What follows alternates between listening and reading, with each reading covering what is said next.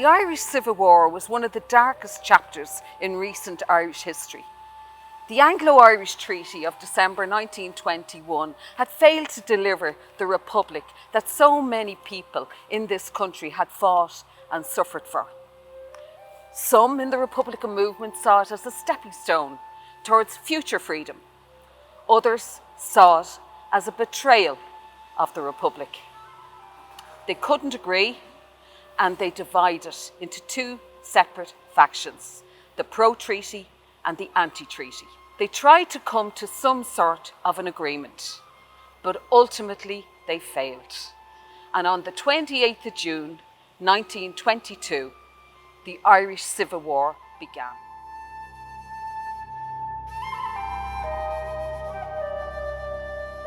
We know the Civil War had a traumatic effect on the country at large. But how were local communities affected by this conflict? I'm going to talk to my good friend, Liz Gillis, who is the historian in residence for South Dublin County Council, to see how our community, the Liberties, Dublin 8, how is it affected by this conflict when families and friends fought?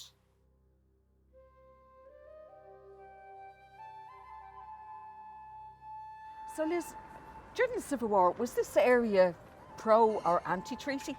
Oh, Cathy, we're in a totally anti-treaty area. So the 4th Battalion, like the majority of the Dublin Brigade of the IRA, it went pro-treaty. The exception would be the 2nd Battalion on the north side, and that's because their commanding officer went pro-treaty. Yeah. But now there are a few people that go pro-treaty, like W.T. Cosgrave or Joe McGrath, Pádraig O'Connor. Names we'd know from the 4th Battalion. Yeah. But in general, no, the majority of the 4th Battalion went anti-treaty, as did the Inina branch of the women coming on. Yeah. So the majority of them go anti-treaty. So we are in anti-treaty territory during the Civil War. Yeah.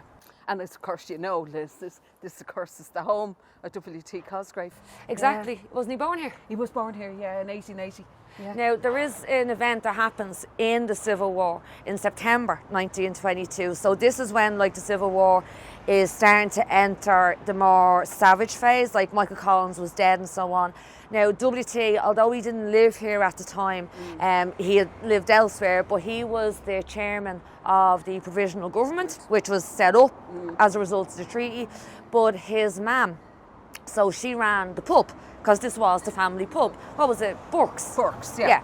That was her second husband now, you know. Okay. Because W.T.'s father died when he was only 8, so she needed a second husband. And was the second husband alive at this time? No, he had passed away, so she must have had help in the pub. That explains why Pádraig Cosgrave, our brother-in-law, is here. He's here, is he? So he's obviously helping her to run the pub, because our sons are off doing, God knows what, like W.T. is, trying to run a country and, overseeing, is trying to end the Civil War. But the thing was, so the anti-treaty IRA were targeting the premises of pro-treaty people. Now, this is a huge symbol. It is, the family home, the business of W.T. Cosgrave, who is the chairman of the provisional government. But also the anti-treaty IRA needed funds and so on. So on the night of the 25th of September, 8 anti-treaty IRA men raided the pub. Right. Now, Pádraig Cosgrave, W.T.'s uncle, would have been there and so on. Now, they got away with stuff. Now, 5 days later, on the 30th... You're not going to say it was raided again? Oh yeah, by another group. Now, not the same group, but another group of anti-treaty IRA men come back. Yeah. Now, Pádraig Cosgrave, and this is all documented in the newspapers. We're so lucky with the newspaper accounts. He wasn't going to let it happen. So they come in, they're looking for whiskey, they're looking for money. There's lots of witnesses here, but Pádraig Cosgrave stood his ground and said no. Someone pulls out a gun, 2 shots are fired, and Pádraig Cosgrave was fatally wounded. Yeah. Wow.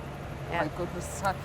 Would his funeral would it have taken place in James Street Church, would it? It did, actually, yeah, because James Street is just down the road from us. Yeah. And again, the newspapers, we're so lucky, Cathy, with the newspapers. There's actually photographs of Pádraig Cosgrave, which is very rare, but also of his funeral.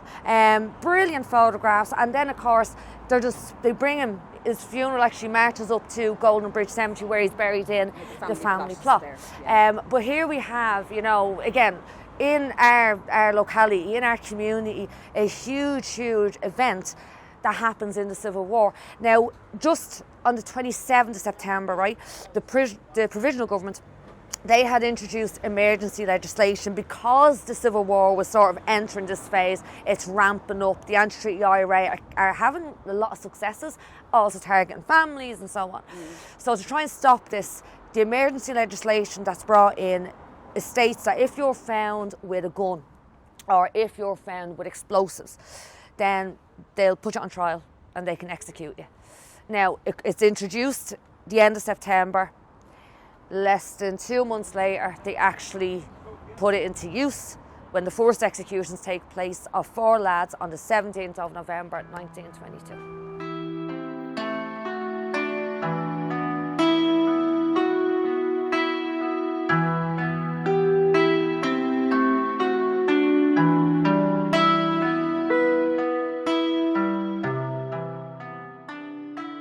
Liz, you said that the first executions carried out by the provisional government were carried out around, was it November 1922?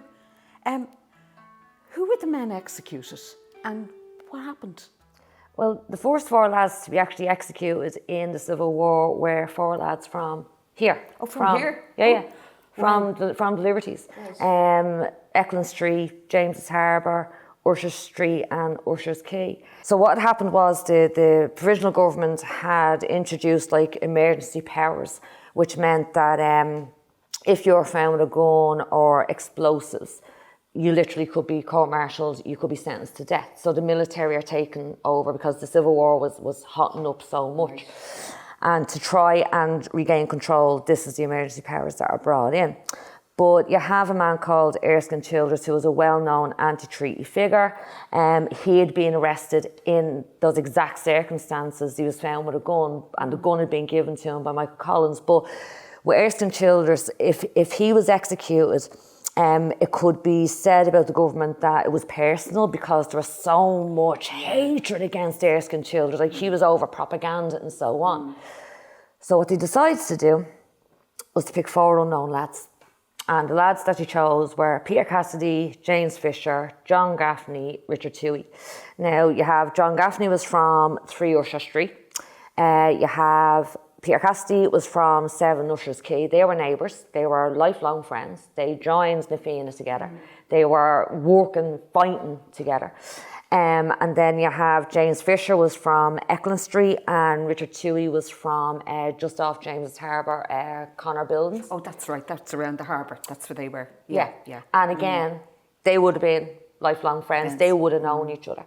And in late October, the lads were arrested on 2 different nights. So you have on the 23rd of October, it's Fisher and Toohey were arrested at Hanbury Lane. So just off Meath Street there. There's great raid books that military archives have. So I've seen them, they're amazing. So every night when the soldiers came back from the raids, they had to write down where they went. Yeah. And here we have it. So here you have it. So like, we literally know how James Fisher and Richard Toohey were arrested because of what it says here. And just to read it out briefly, on receipt of a telephone message last night that a party of men were waiting to ambush national troops, I went with a party of men in company with J. Murphy, the intelligence officer, to Thomas Street. We searched around Thomas Court, so you know where Thomas Court is. Right beside, right beside us here. Yeah. And searched all a while, and intelligence officer Murphy caught 2 men in Thomas Court with 2 .45 Webleys fully loaded upon them. We then went to their houses at James's Street Harbour, so that's Toohey. And when passing along the harbour, we were fired upon. So you have like anti-treaty lads waiting in this area. Like, it was a hotbed. We replied to the fire, but did not get the men that fired upon us. No one was injured during the firing. So that is James Fisher and Richard Toohey being arrested. So they're found with the guns, right? So under this emergency legislation now, if you're found with a gun, they can put you on trial and you can be sentenced to death. But then on the 26th of October, there's more raids carried out in this area, and this is where John Gaffney and Peter Cassidy are arrested. But whereas they didn't just come upon these lads, they actually went looking for them. For some reason, Cassidy and Gaffney were on the radar of the National Army. They knew about them. Right. Yeah. So if we look again at the raid books, and we have it there.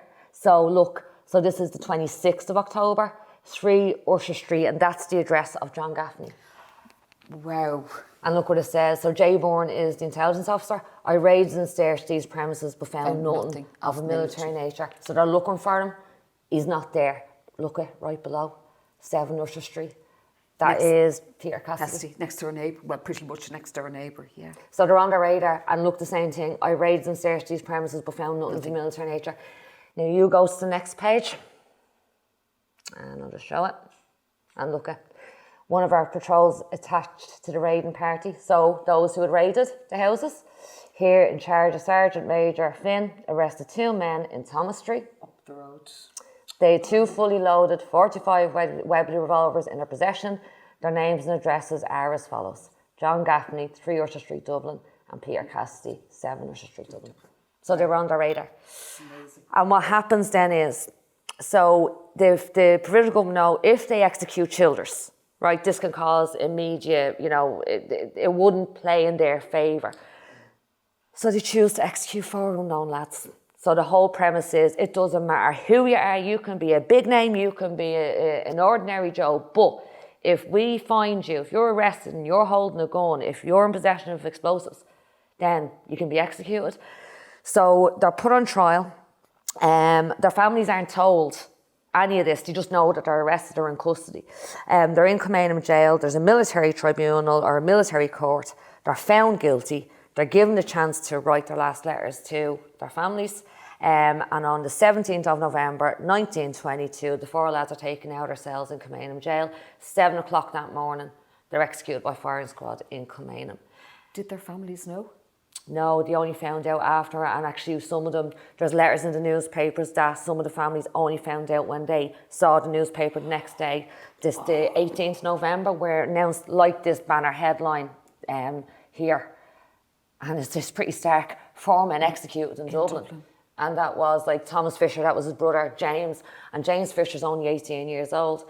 And his last letter, Kilmainham jail have it.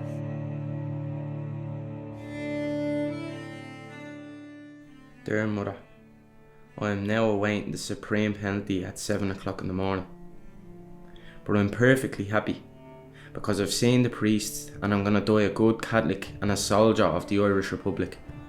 Don't worry or cry for me, but pray for the repose of my soul and my 3 comrades. I asked to see it, but they said they would see what they could do. Ask all my friends and comrades to pray for me and Dick and my other 2 comrades.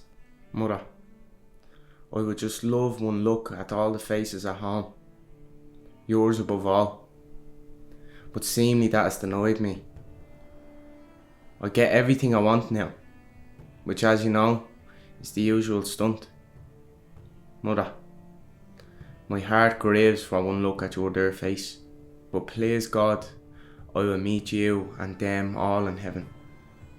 I picture how this will affect you. But Mother, don't fret, for remember, I am happy. The priest here is going to get me to hear my confession, and I will receive at the altar in the morning.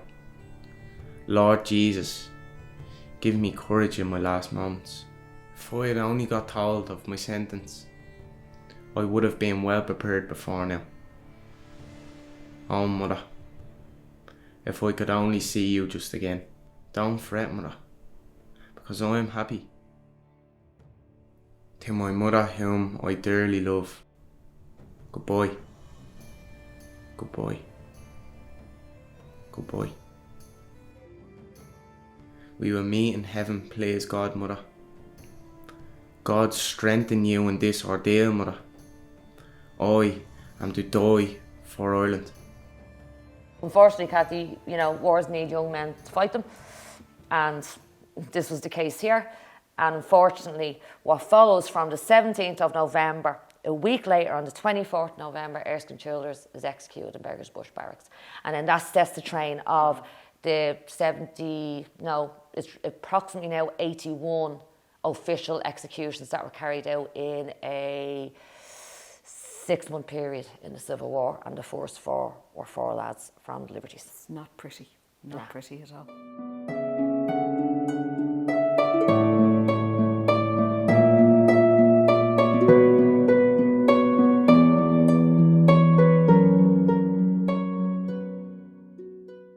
You know, Liz, when it comes to the Civil War, I get really confused. I mean, both the pro-treaty and the anti-treaty sides called themselves the IRA. Is that right? So it was 2 IRAs? Well, no, there was actually 4. So at the time of the Civil War, you've got 4 groups actually calling themselves the IRA. So as you say, you've got the pro-treaty IRA, you've got the anti-treaty IRA, then there's the IRA executives, so that's Rory O'Connor, Liam Meadows, they're the lads that took over the forecourts. Right, so they sort of broke away from the anti-treaty. They were like, say, the diehards within the anti-treaty. Right, yeah. But then we have the neutral IRA. The neutral IRA, yeah? Known, they're really unknown, but they're a fascinating group, and never guess where their headquarters was. I know you're going to say the Liberties, but where? Right behind you. That was number 135 Thomas Street. Yeah. So this is the headquarters of the neutral IRA. So the reason they're set up, right, is that it was guys who had fought in the War of Independence, so it'd been IRA before the split. And they realised that if they go down that road of civil war, there's no going back.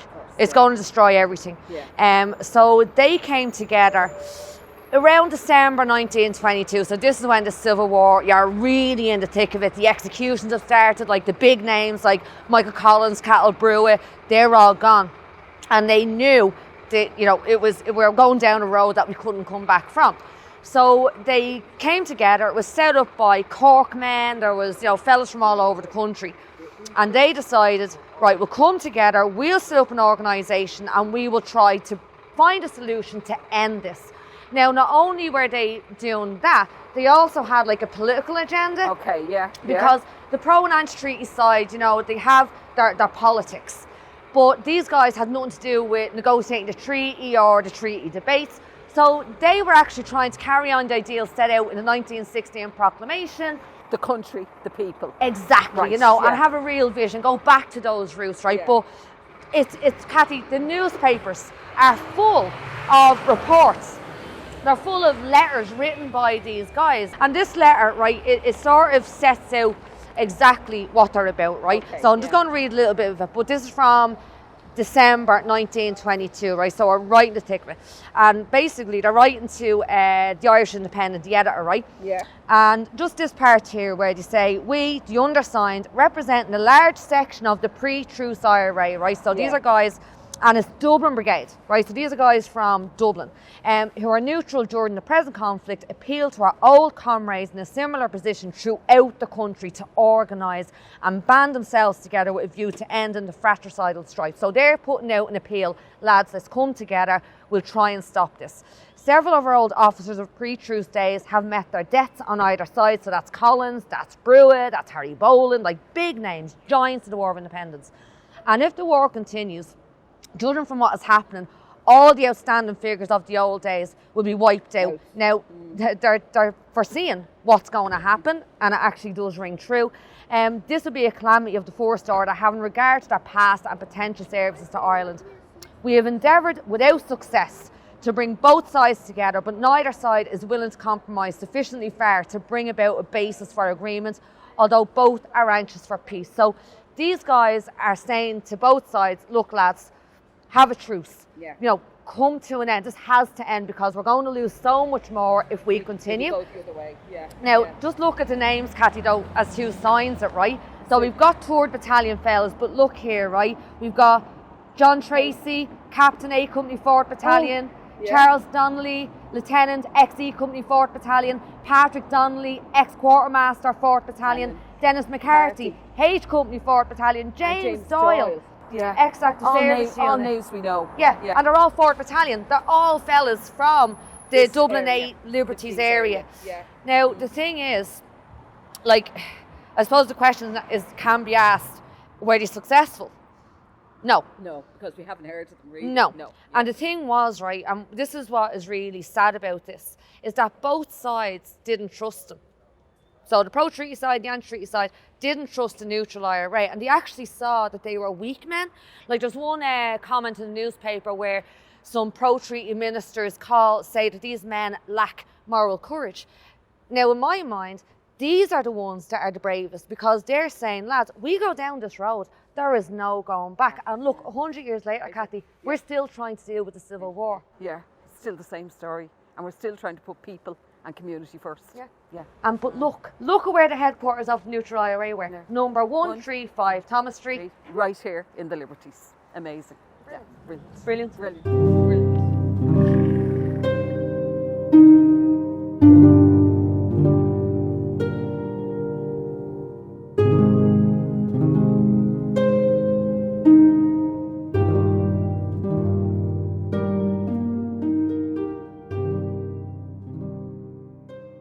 We know families and friendships were destroyed as a result of the Civil War, but there are examples of where some friendships endured, where, that they actually managed to get through the Civil War together.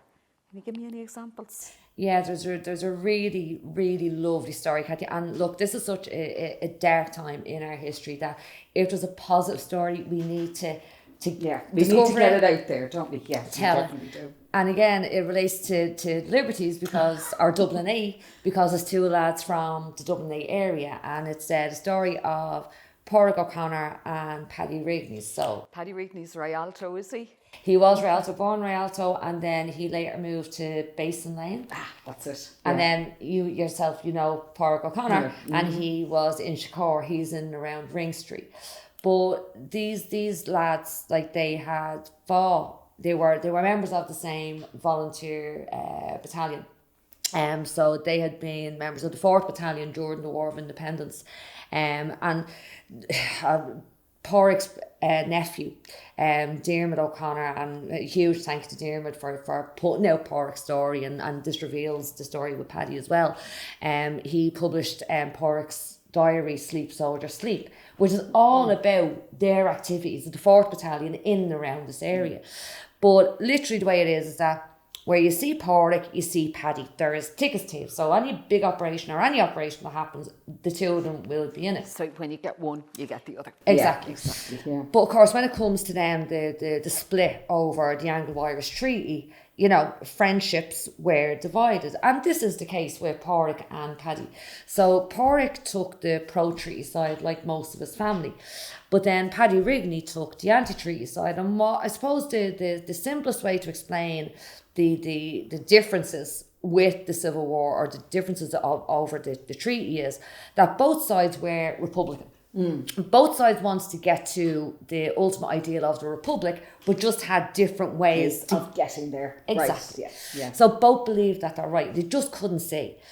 But whereas we hear of the horror stories of friendships being totally destroyed, theirs isn't.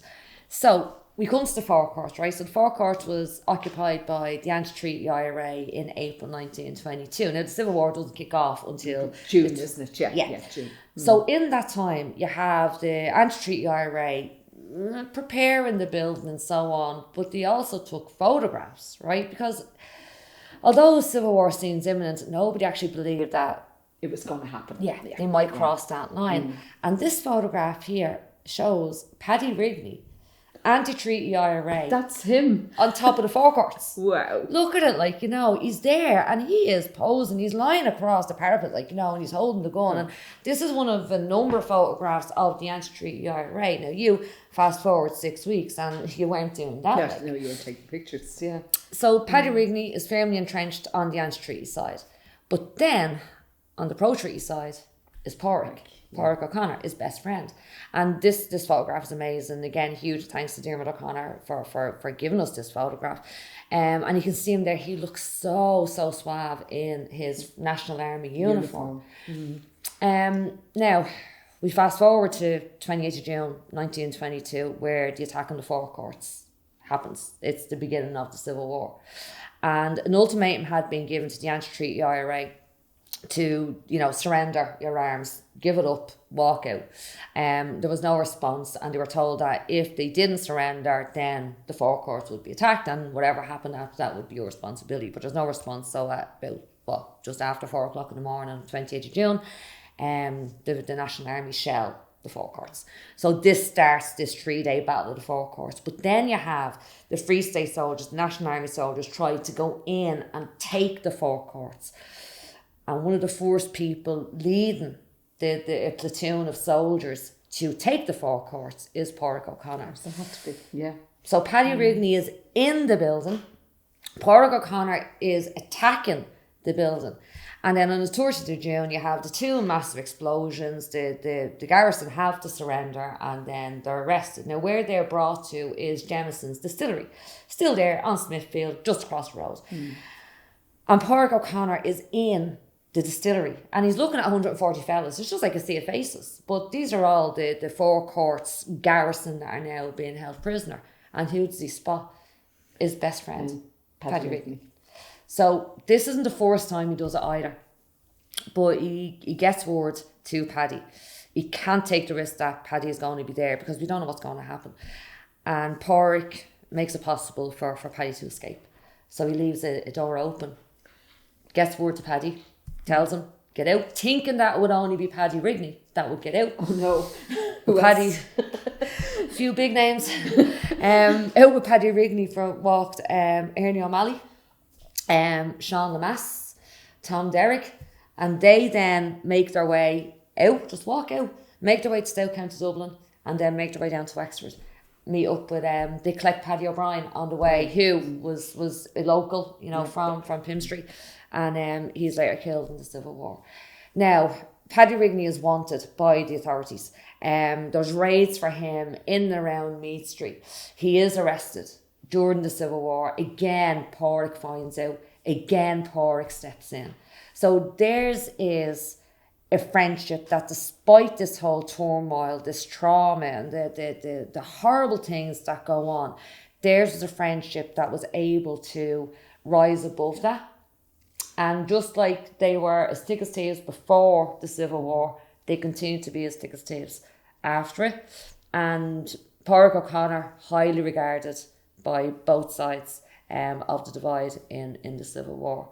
But a genuine friendship that survived one of the most turbulent times in our history. And two lads from Dublin, one from Basinay, one from Inchicore. Again. Everything about this brings us back home. Yeah.